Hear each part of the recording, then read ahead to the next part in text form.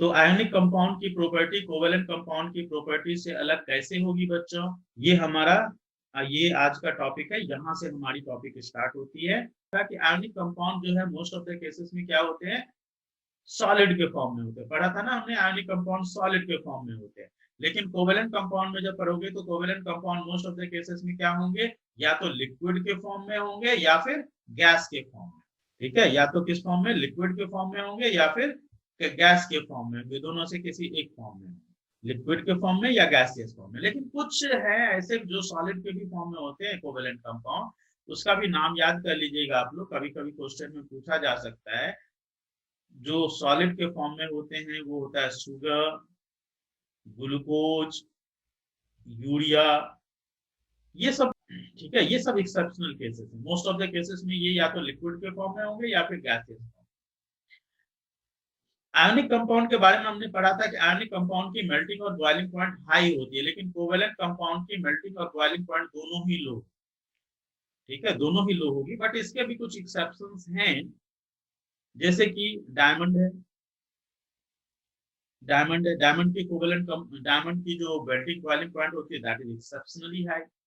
इसके अलावा silicon carbide है, सिलिकॉन कार्बाइड की भी जो कोवेलेंट कंपाउंड मतलब इसकी भी जो मेल्टिंग बॉइलिंग पॉइंट होगी that will be extremely high. तो ये सब कुछ एक्सेप्शंस हैं इसके। उसके बाद कोवेलेंट कंपाउंड जो है वो इंसॉल्युबल होते हैं वाटर में, बट सॉल्युबल होते हैं ऑर्गेनिक सॉल्वेंट। ऑर्गेनिक सॉल्वेंट कहने का मतलब क्या होता है, जब हम ऑर्गेनिक सॉल्वेंट की बात करते हैं तो ऑर्गेनिक सॉल्वेंट का मतलब होता है benzene, alcohol, petrol, diesel, kerosene, ये सब जो सब्सटेंस होते हैं ना, ये सब सब्सटेंस ऑर्गेनिक सॉल्वेंट बोले जाते हैं। ठीक है, जो वाटर में सॉल्युबल नहीं होगा वो ऑर्गेनिक सॉल्वेंट में सॉल्युबल होगा, ये सब ऑर्गेनिक सॉल्वेंट बोले जाते हैं। और चूंकि इसमें कोई चार्ज नहीं होता, अभी आपने देखा था ना, इसमें कोई चार्ज नहीं होता है, तो जब चार्ज नहीं होता है तो they will not conduct electricity. जब कोई चार्ज ही नहीं होगा, आपने देखा था ना वहां कोई कैटायन या एनायन की फॉर्मेशन नहीं हो रही थी, तो जब कैटायन या एनायन की फॉर्मेशन नहीं होती तो they will not conduct electricity. Electricity तो आयंस कंडक्ट करेंगे ना, या इलेक्ट्रॉन्स कंडक्ट करेंगे। अब यहाँ पे ना आयंस है ना इलेक्ट्रॉन्स है, तो यहाँ पे फ्री इलेक्ट्रॉन्स भी नहीं है, ना आयंस है ना फ्री इलेक्ट्रॉन्स है, तो यहाँ पे इलेक्ट्रिसिटी की कंडक्शन नहीं होगी, तो they will not conduct electricity. Okay बच्चों, तो इसकी प्रॉपर्टी जो है आयोनिक कंपाउंड की प्रॉपर्टी से बिल्कुल अलग होती है। लेकिन एक कोवेलेंट कंपाउंड है जो इलेक्ट्रिसिटी कंडक्ट करता है when they are dissolved in water.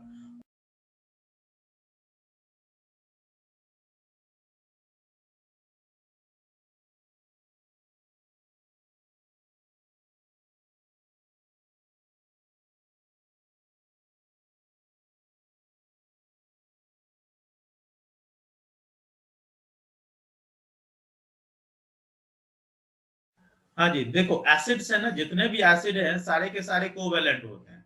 देखो है ना, जितने भी एसिड हैं सारे के सारे कोवेलेंट होते हैं। ये देख रहे हो, HCl है या CH3COH है या H2SO4 है, जितने भी एसिड्स हैं सारे के सारे एसिड्स कोवेलेंट है। क्यों कोवेलेंट है, आप देखो ना यहाँ पे सब के सब नॉन मेटल से बने हुए है ना। HCl है या कोई भी नॉन मेटल ही तो है सारा, इसमें कोई मेटल तो है नहीं। देखो कहीं कोई मेटल नहीं है, तो जब मेटल है ही नहीं तो इसका मतलब ये सब का सब क्या होगा, कोवेलेंट कंपाउंड होगा। और कोवेलेंट कंपाउंड होने का मतलब क्या होगा, आयंस तो होंगे नहीं, आयंस तो तभी फॉर्म होंगे ना when they will be dissolved in water. ऐसे भी पढ़ा है ना कि आपने, ये पढ़ा होगा, एक टॉपिक हमने पढ़ाया आपको कि acid will not show acidic behaviour in absence of water. याद आ रहा है आपको, any of the acid will not show acidic behaviour in absence of water. क्यों, रीजन क्या है, यही रहा रीजन, क्योंकि सबके सब कोवेलेंट कंपाउंड है। देखो यहाँ पे सब कोवेलेंट कंपाउंड है, तो इसलिए जब तक उसको हम वाटर में डिसॉल्व नहीं करते तब तक वो आयनिक फॉर्म में कन्वर्ट नहीं होते। तो यहाँ पे सिर्फ एसिड ही एकमात्र कोवेलेंट कंपाउंड है जिसको वाटर में डिसॉल्व करने पे वो आयनिक फॉर्म में कन्वर्ट हो जाता है। तो ये आप याद रखेंगे, ये एसिड्स इलेक्ट्रिसिटी का कंडक्शन करेगा when they are dissolved in water. ठीक है, चलिए आगे बढ़े नेक्स्ट टॉपिक में, नेक्स्ट स्लाइड में बढ़ते हैं आगे। अब हम लोग आते हैं नेक्स्ट टॉपिक में, that is versatile nature of carbon forms. Carbon जैसे डिफरेंट फॉर्म्स में प्रेजेंट है, तो इस डिफरेंट फॉर्म्स में प्रेजेंट होने को हम लोग बोलते हैं वर्सेटाइल नेचर। जो हमारे चारों ओर कार्बन प्रेजेंट है, ये बहुत सारे अलग अलग डिफरेंट डिफरेंट फॉर्म्स में प्रेजेंट है। जितने आप जो कॉपी पे लिख रहे हो वो भी कार्बन की है, जो बुक है वो कार्बन की है, हमारी पूरी बॉडी कार्बन की बनी है, जो पेन आप लिख रहे हो जिस पेन से, कपड़े, सब कुछ कार्बन के बने। मतलब मैक्सिमम चीजें आपके रूम में जो है वो कार्बन, मेटल्स को छोड़ दो तो मोस्ट ऑफ द चीजें, वुड जिसपे आप बैठे हो वो भी कार्बन का बना है, तो मोस्ट ऑफ द चीजें कार्बन की बनी। तो कार्बन के डिफरेंट फॉर्म्स क्यों प्रेजेंट है, इतने सारे अलग अलग फॉर्म में क्यों होता है? तो सबसे पहला रीजन क्या है कि कार्बन जो है ये स्मॉलेस्ट एलिमेंट है जिसकी की वैलेंसी मैक्सिमम होती है। That valency, maximum valency is tetra valency. 4 valency, tetra word का मतलब 4, तो 4 वैलेंसी जो कार्बन की है, which is the maximum valency, ये स्मॉलेस्ट एटम है that is having maximum valency. smallest atom having maximum valency। पहला रीजन तो ये हो गया। दूसरा, तो इसलिए जो इसकी जो बॉन्ड बनेगी ना, वो इसकी जो भी बॉन्ड की फॉर्मेशन होगी, that bond will be very strong covalent, very strong covalent bond की फॉर्मेशन होगी कार्बन की। ठीक है, तो कार्बन जब भी बॉन्ड की फॉर्मेशन करेगा उसकी बॉन्ड बहुत ही स्ट्रांग कोवेलेंट बॉन्ड फॉर्म होगी। दूसरा रीजन क्या है कि कार्बन और कार्बन के बीच में कैटनेशन की प्रॉपर्टी होती है। कैटनेशन क्या होता है? Self linking property. मतलब एक कार्बन दूसरे कार्बन एटम के साथ, तीसरे कार्बन एटम के साथ, चौथे कार्बन एटम के साथ, इस तरह से लॉन्ग चेन की फॉर्मेशन करता है। अब ये जो लॉन्ग चेन की फॉर्मेशन करता है, ये सिर्फ कार्बन में ही नहीं होता, कार्बन के अलावा और भी एलिमेंट्स होते हैं जिसमें होता है, बट सबसे ज्यादा किसमें होता है? कार्बन में होता है। This property, self linking property to form the long chain is called as catenation. Carbon के अलावा सल्फर में भी है, सिलिकॉन में भी है, फास्फोरस में भी है, इस सब में भी है, बट मैक्सिमम किसमें है? कार्बन में है। एक ये रीजन हो गया। उसके बाद और क्या रीजन होते हैं इसके अलावा? और रीजन जो होते हैं, कार्बन कार्बन के बीच में डबल, सिंगल कोवेलेंट बॉन्ड की फॉर्मेशन भी हो सकती है, डबल कोवेलेंट बॉन्ड भी बन सकता है, ट्रिपल कोवेलेंट बॉन्ड भी बन सकता है। ये भी एक रीजन हो गया। और क्या हो सकता है? कार्बन जो है कार्बन के साथ स्ट्रेट चेन भी फॉर्म कर सकता है, कार्बन कार्बन के साथ ब्रांच चेन भी फॉर्म कर सकता है, कार्बन कार्बन के साथ रिंग चेन भी फॉर्म कर सकता है, रिंग भी फॉर्म कर सकता है। तो ये देखो, रिंग भी फॉर्म हो रहा है, ब्रांच भी फॉर्म हो रहा है, और स्टेट भी फॉर्म हो रहा है, तीनों फॉर्म हो रहा है। तो ये सब, इसके अलावा एक और रीजन है, दैट इज आइसोमेरिज्म। आइसोमेरिज्म, ये सब जो डिफरेंट डिफरेंट आप देख रहे हो, डिफरेंट डिफरेंट चीजें, मतलब डिफरेंट डिफरेंट रीजन्स, ये सब क्या है? वर्सेटाइल नेचर है, वर्सेटाइल नेचर। ठीक है, ये सब, इसी को हम लोग वर्सेटिलिटी बोलते हैं, वर्सेटाइल नेचर बोलते हैं। तो आपसे जब पूछा जाए क्या रीजन है वर्सेटाइल नेचर का, तो सबसे पहले टेट्रा वैलेंसी बोलोगे, सेकंड में कैटनेशन बोलोगे, फिर उसके बाद जो है स्टेट चेन भी फॉर्म करता है, multiple type of chain form करता है, स्टेट, ब्रांच, रिंग, आइसोमेरिज्म, ये सब के सब रीजन होंगे जिसके कारण कि कार्बन इतने सारे अलग अलग तरह के कंपाउंड्स की फॉर्मेशन करता है। ओके बच्चों, कोई डाउट? किसी को कुछ पूछना है? तो ये बता दिया मैंने वर्सेटाइल नेचर के बारे में, ये सब बता दिया आपको किस तरह से कंबाइन करेगा, डबल, ट्रिपल। देखो यहाँ पे आप देखो, कार्बन जो है दूसरे कार्बन एटम के साथ डबल कोवेलेंट बॉन्ड भी फॉर्म कर रहा है, ट्रिपल कोवेलेंट बॉन्ड भी फॉर्म कर रहा है। ये देखिए आप यहाँ पे सिंगल कोवेलेंट बॉन्ड भी फॉर्म हो रहा है, डबल भी फॉर्म हो रहा है, ट्रिपल भी फॉर्म हो रहा है। इसके बीच की एंगल्स अगर आप याद रखना चाहो रख सकते हो, बट उतना इंपॉर्टेंट नहीं है, अभी आपके सिलेबस के अकॉर्डिंग उतना इंपॉर्टेंट नहीं है, बट अगर आप याद रखना चाहो तो रख सकते हो। जैसे ये जो sp3 हाइब्रिडाइजेशन है, यहाँ पे 109.5 डिग्री, जो अभी मैं आपको बता रहा था। ये sp2 हाइब्रिडाइजेशन है जिसमें कि 120 डिग्री की फॉर्मेशन होती है। ये sp हाइब्रिडाइजेशन है जिसमें कि 180 डिग्री की फॉर्मेशन होती है, बट ये उतना इंपॉर्टेंट नहीं है आपके सिलेबस के अकॉर्डिंग, तो इसलिए आप भी इसको चाहो तो स्किप कर सकते हो। Single bond, double bond, triple bond, ये सब बता ही दिया आपको। अब आते हैं हम लोग classification of the carbon compound. तो कार्बन कंपाउंड के जो क्लासिफिकेशन है, सबसे पहले हाइड्रोकार्बन। हाइड्रोकार्बन जैसा नाम से क्लियर है कि इसमें हाइड्रोजन और कार्बन के बने हुए कंपाउंड होंगे, है ना, कार्बन और हाइड्रोजन के बने हुए कंपाउंड होंगे। हाइड्रोकार्बन इसी से बना है हाइड्रोकार्बन। तो हाइड्रोकार्बन दो तरह के होते हैं, एक तो सैचुरेटेड हाइड्रोकार्बन, दूसरा अनसैचुरेटेड हाइड्रोकार्बन। सैचुरेटेड हाइड्रोकार्बन किसको बोलेंगे? जिसमें कि सिंगल कोवेलेंट बॉन्ड, जितने भी कोवेलेंट बॉन्ड हैं सारे के सारे कार्बन कार्बन के बीच में सारे के सारे क्या है? सिंगल कोवेलेंट बॉन्ड की अगर वहां पे प्रेजेंस है तो दैट विल बी सैचुरेटेड। अगर वहां पे डबल कोवेलेंट बॉन्ड है कार्बन कार्बन के बीच में या फिर ट्रिपल कोवेलेंट बॉन्ड है तो इस दोनों केस में वहां पे क्या होगा? Unsaturated hydrocarbon. Saturated hydrocarbon is called as alkane, जो कि सिंगल कोवेलेंट बॉन्ड है। अगर डबल बॉन्ड है एल्कीन, ट्रिपल बॉन्ड है एल्काइन। एल्केन का जो जनरल फार्मूला होता है एल्केन की फॉर्मेशन के लिए वो होता है CnH2n+2। ये एल्केन की फॉर्मेशन के लिए जनरल फार्मूला होता है। Here n is the number of carbon atom, number of carbon atom, this is n। What is n? N is the number of carbon atoms. CnH2n-2, CnH2n+2। n का मतलब number of carbon atoms. जितने number of carbon atoms की bond मतलब compound की formation करनी है वहां पे n की वैल्यू रखते चले जाइए, कंपाउंड की फॉर्मेशन होती चली जाएगी। एल्कीन का फॉर्मूला बनेगा CnH2n और एल्काइन का फॉर्मूला क्या बनेगा? CnH2n-2। अब यहाँ पे n का मतलब बता दिया कि that is the number of carbon atom. अब number of the carbon atom कितने हैं उस पे उसका हम नाम लिखते हैं। जैसे अगर number of the carbon atom 1 है तो उसका नाम हम लिखते हैं, उसमें हम क्या लगाते हैं? उसमें हम वर्ड लगाते हैं मिथ, प्रीफिक्स में मीथ लगाते हैं। अगर n की वैल्यू 2 है तो उसमें हम ईथ लगाएंगे।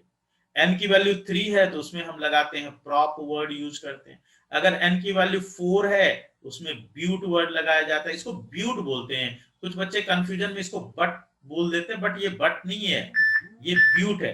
तो ब्यूटेन नाम होगा, ठीक है, ध्यान रखेंगे। 5 जो है पेंट होगा, 6 हेक्स, 7 को हम हेप्ट बोलते हैं जहां पे 7 कार्बन होंगे हेप्ट। 8 कार्बन अगर होंगे तो ऑक्ट वर्ड यूज करेंगे प्रीफिक्स में। 9 कार्बन होंगे तो उसके लिए नॉन, और 10 कार्बन होंगे तो डेक वर्ड यूज किया जाएगा, ठीक है। 10 से ज्यादा कभी आपसे पूछा अभी तो नहीं पूछा जाएगा, कम से कम आपसे अभी तो आपसे मैक्सिमम 7 तक ही पूछा जाना चाहिए। अगर कभी पूछा भी गया तो मैक्सिमम 10 तक पूछा जा सकता है, उससे ज्यादा पॉसिबिलिटी नहीं आने की, ठीक है। तो ये हो गया। अब इसके जितने भी नंबर n के नंबर आप यहाँ पे पुट करते चले जाइए, वहां पे एक कंपाउंड बनता चला जाएगा। जैसे आप एग्जांपल से समझिए, इलेक्ट्रॉन डॉट स्ट्रक्चर इसका बनाना है। इलेक्ट्रॉन डॉट स्ट्रक्चर बनाना है आप लोगों को। Ethene, propene, butene, pentene, hexene, ethyne, propyne. हाँ देखिए, जैसे n की वैल्यू अगर हम यहाँ ये जो है ना number of the carbon atom, n की वैल्यू अगर हमने 1 रखा तो यहाँ पे फॉर्मूला पे पुट करेंगे मीथेन का, तो क्या बनेगा? C1H2 into 1+2। फॉर्मूला क्या बनेगा? C1H4। C1H4 ये बनाना, देखो CH4। कंपाउंड का नाम क्या होगा? एक कार्बन के लिए मिथ वर्ड लगाते हैं, और चूंकि हम एल्केन के फॉर्मूला पे रख रहे हैं इसको, तो क्या हो जाएगा? कंपाउंड का नाम मीथेन हो जाएगा। इसी तरह से अगर हम आप यहाँ पे 2 के फॉर्मूला पे लगाओ तो C2H2 इंटू 2+2 क्या होगा? C2H4 हो गया, C2H6 हो गया। तो इस तरह से आप कंपाउंड फॉर्म करते चले जाओगे। ये हो गया उसका स्ट्रक्चर हो गया, methane, ethane, propane, butane, pentane, hexane, heptane, octane, नोनेन। इस तरह से कंपाउंड की फॉर्मेशन होती चली जाएगी, ठीक है। कोई कंफ्यूजन किसी को यहाँ तक?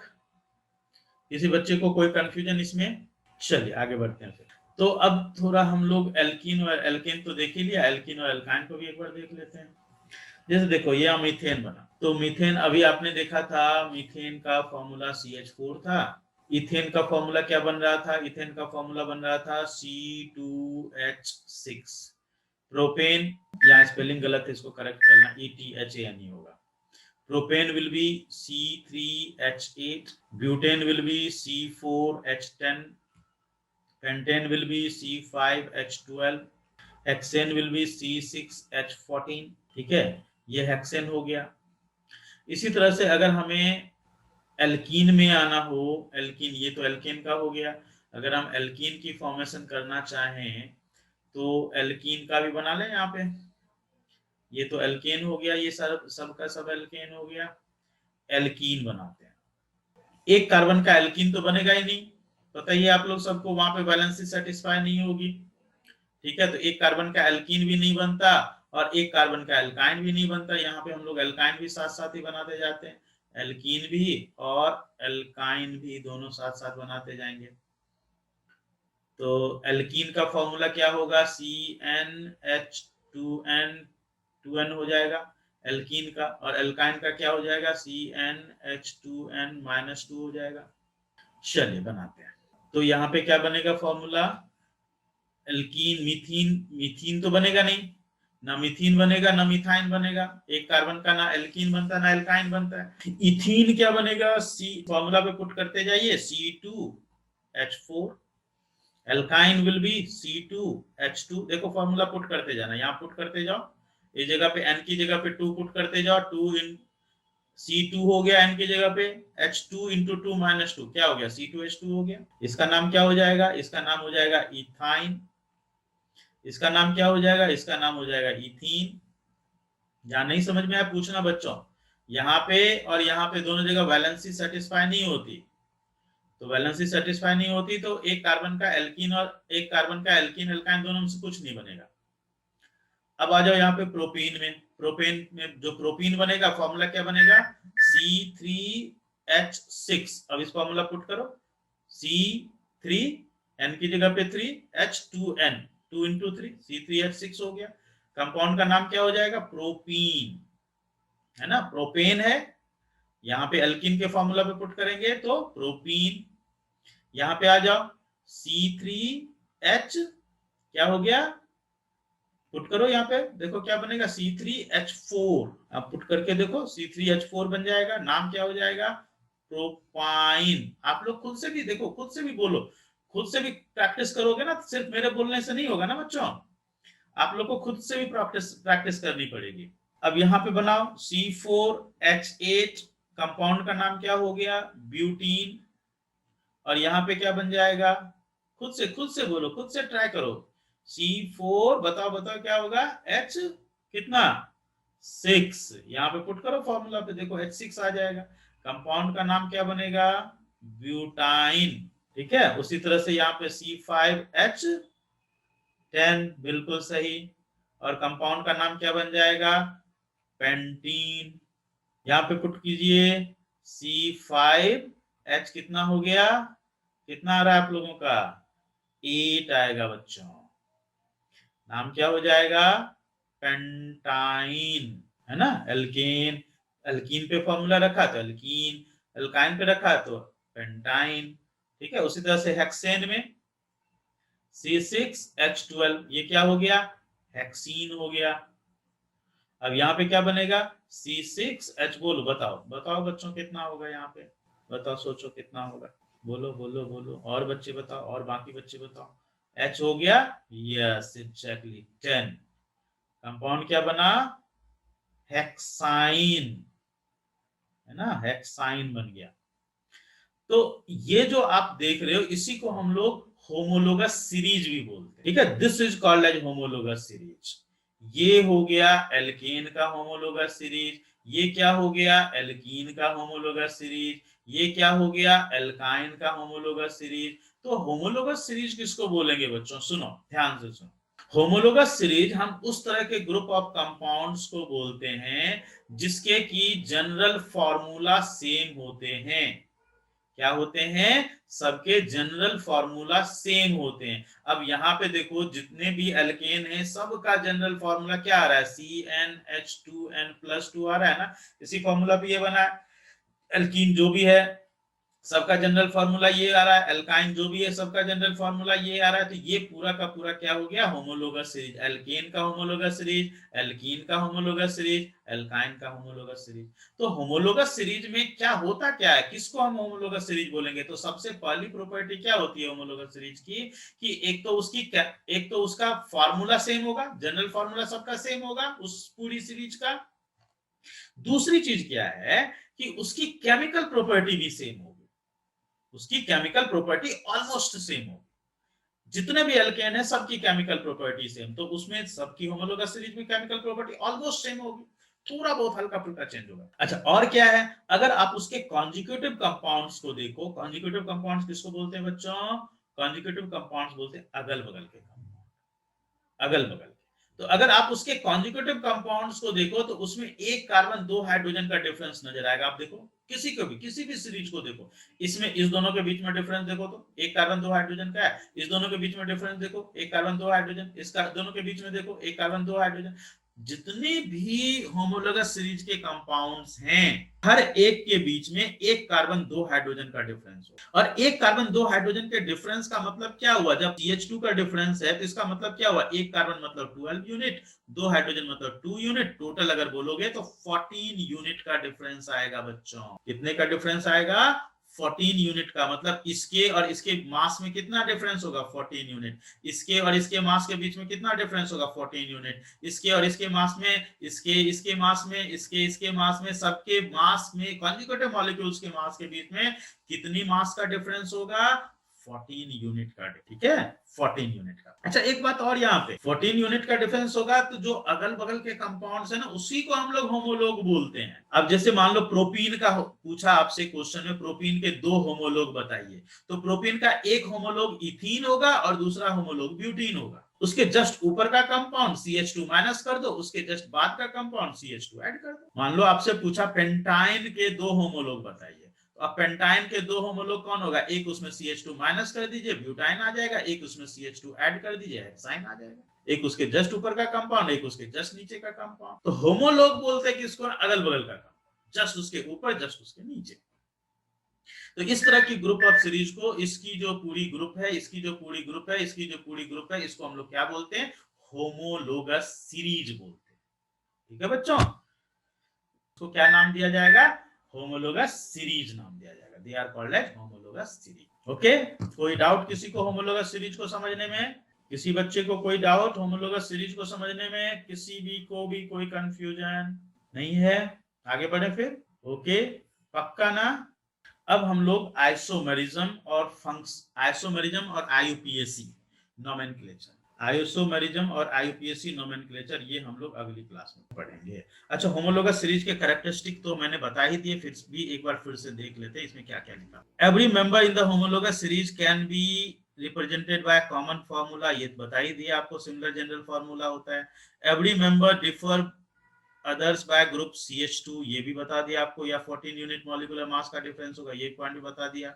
Members of the same homologous series can be prepared through same common method, हाँ ये पॉइंट आपको नहीं बताया था कि इसकी प्रिपरेशन जो होगी वो सेम कॉमन मेथड से होगी। ठीक है, members of the homologous series have same chemical property, ये पॉइंट भी आपको बता दिया था मैंने। ये तीन प्रॉपर्टी आपको बता दी थी, सिर्फ ये प्रॉपर्टी नहीं बताई थी, इसलिए नहीं बताई थी क्योंकि प्रिपरेशन मेथड जो है ना आपके सिलेबस में नहीं है, इसलिए नहीं बताया था।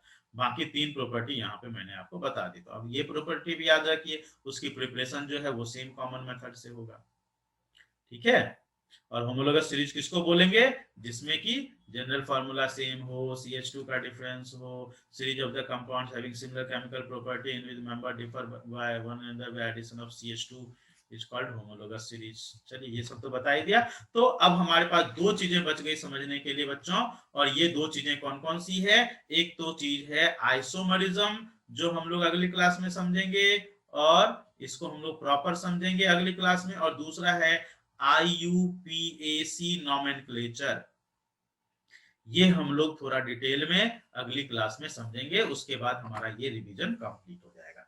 रिवीजन में भी मैं पूरी तरह से डिटेल बता रहा हूँ, कहीं कोई चीज पॉइंट नहीं छोड़ा। ठीक है, चलो, तो मैं आज की क्लास यहीं ओवर कर रहा हूँ बच्चों। किसी को कुछ पूछना हो पूछ सकते हो, या किसी को कोई सजेशन करना हो सजेस्ट कर सकते हो, कोई चीज बोलना चाहो बोल सकते हो। चलो बताओ। चलो ठीक है, फिर मैं क्लास ओवर कर रहा हूँ। ओके देन, बाय बाय बच्चों, गुड नाइट।